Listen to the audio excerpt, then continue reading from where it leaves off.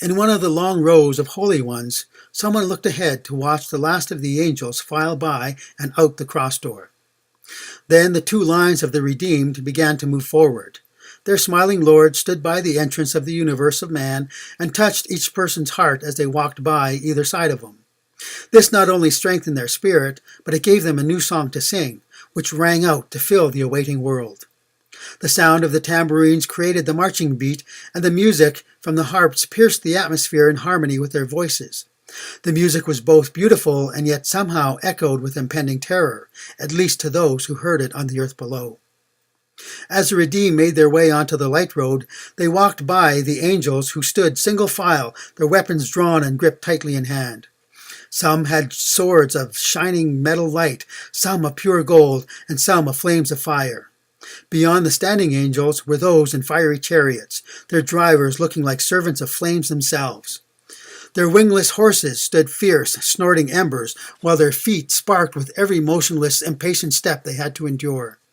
Beyond them were the armored angels, mounted on the backs of beautiful white and black winged horses. Each of these soldiers of God held swords of molten gold, and in front of those legions stood the mighty angelic leaders, each at least 3 men in height, wingspans twice as long.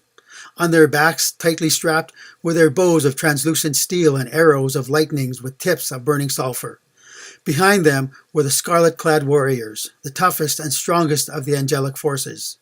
Each of these broadly built 30-footers held an ordinary metal shield of red and a spear of pine. On the earth, below the light road, unseen to the armies of man, the spirits of darkness encircled the ground soldiers. Some continued to taunt those of the human flesh, while most prepared for a battle with the forces of the Most High. They watched the holy angels set themselves into formation, so they too moved into a counterposition. Satan himself was not to be seen, but was elsewhere on the earth. Above, on the light road, 2 larger angels stepped out of heaven's domain and waited by the opening. They were Michael and Gabriel. The dark spirits became nervous. Some sped off into the distance and over the horizon. On the light road, several angels watched them disappear. They clenched their weapons with anticipation, never taking their eyes off of them. Eventually, the 2 rows of redeemed lined the light road stretching from heaven into Earth's atmosphere and close to its surface. The fighter planes and helicopters circled below it, waiting for their orders. The angels stood patiently waiting for theirs. The redeemed then moved to a comfortable seated position with their feet dangling over the edge of the glowing pathway. As the last of the redeemed exited the cross door, their Lord stood watching all his servants and followers, waiting for him to give them their orders. But he just waited, enjoying their music.